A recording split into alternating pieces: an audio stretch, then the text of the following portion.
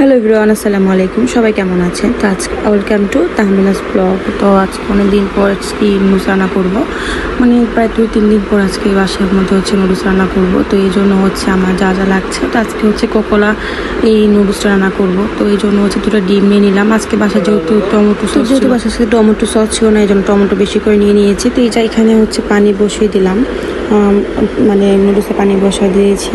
এখানে নুডলসে পানি বসানোর পরে ভালো মতো ফোটাতে হবে। এই জন্য ভালো মতো পানিটাকে ফুটিয়ে দেন এখানে আমি লবণ দিয়েছি, একটু লবণ দিব। জাস্ট নুডলস দেওয়ার পর এখানে লবণ দিয়ে দিলাম, একটু অল্প একটু হলুদের গুঁড়ো দিয়ে দিলাম, যার কারণে যে নুডলসের একটা কালার, একটু অন্যরকম একটা কালার চলে আসবে। তো আজকে নুডলসটা আমি এত হলুদও করবো না, এত সাদাও থাকবে না, একটু মিডিয়াম কালারের মধ্যে থাকবে, আর দুটো মিক্সড যেটা বলে। এখানে নুডলসটাকে ভালো মতন পানিতে মানে বলক ফোটানোর জন্য অপেক্ষা করবো একটু। তো এখানে যাই লবণ দিলাম, আবার একটু হলুদ দিলাম, দেওয়ার পর এখানে তেল দিলাম। তেলটা দেওয়ার মেন উদ্দেশ্য যেন একটা সাথে একটা নুডলস না লেগে যায়, এই জন্য। তো এখানে ভালো মতো নাড়াচাড়া করছিলাম। তো এখানে নুডলসের পানিটা ভালো মতন আমি বলার জন্য অপেক্ষা করছিলাম। তো এখানে তো যারা যারা আমার ইউটিউব চ্যানেলে সাবস্ক্রাইব করেন, অবশ্যই আমার পেজটাকে সাবস্ক্রাইব করে দিয়ে যাবেন। তো এখানে আমি অপেক্ষা করছি কখন নুডলসটা বড় হয়ে যাবে পুরো। এখানে আমি নুডলসটাকে নামিয়ে নিলাম, নিয়ে আমি ঠান্ডা পানি দিয়ে ভালো মতন একটু বরফ দিচ্ছি, মানে ঠান্ডা করছিলাম যেন না লেগে যায়। দেন এখানে আমি তেল, পেঁয়াজ, কাঁচামরিচ দিলাম, দেন ভালো মতো একটু ভাজা করে নিব। দেন এখানে লবণ দিব।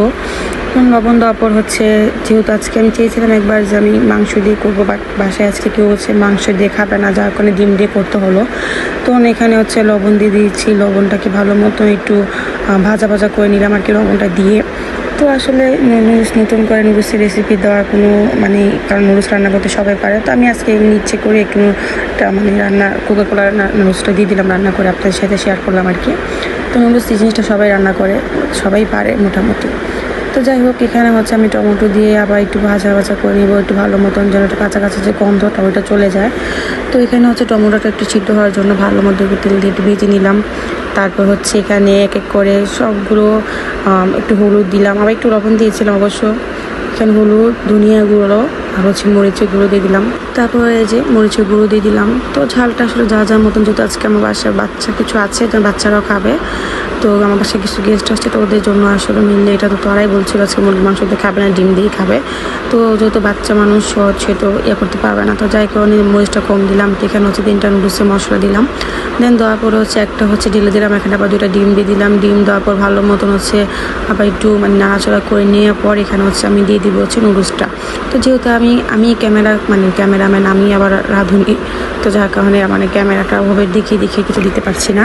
তো এই যে এখানে এক এক করে মশলাগুলো দেওয়ার পরে ভালো মতন নাড়াচড়া করে দিয়েছি। এখানে এবার একটু 1 চিমটি চিনিও দিলাম। তো দেওয়ার পর এখানে একটু দেখে মনে হচ্ছে যে তেলটা একটু কম লাগতেছে, দেন আবার একটু তেল দিলাম। তেল দেওয়ার পর আবার একটু ভালো মতন মেখে ছিলে ভালো মতন সুন্দর করে সবগুলোর সাথে একটু মশলা যেন লাগে, এই জন্য ভালো মতো নাড়াচড়া করতে হচ্ছে। তো নাড়াচড়া করার পর এখানে চিনি দিলাম। দেন আজকে বললাম শুরুতে আজকে টমেটো সস দিইনি, ছিল না বাসায়। তো টমেটো সস থাকলে এখানে কালারটা একটু আরও সুন্দর আসতো, বাট আজকে যেহেতু সস ছিল না, যার কারণে ওটা দিইনি। আর আমি আপনাদেরকে আগেই বলেছিলাম যে আমার নুডলসটা তো সাদাও থাকবে না, এবার হলুদও থাকবে না, এটা মোটামুটি একটা কালার থাকবে।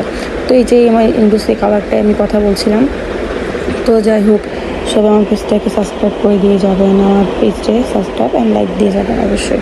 তো এখানে আমার চটপট গরম নুডলস রেডি। তো আজকে ভিডিও কার ভালো লেগেছে অবশ্যই কমেন্ট বক্সে জানাবেন। অ্যান্ড আজকে আমাদের সাথে থাকার জন্য, ভিডিও দেখার জন্য thank you so much for watching my video. And সবাই প্লিজ আমার পেজটাকে সাবস্ক্রাইব করে দিয়ে যাবেন। আজকে ভিডিও এই পর্যন্ত, সবাই ভালো থাকবেন, আল্লাহ হাফেজ।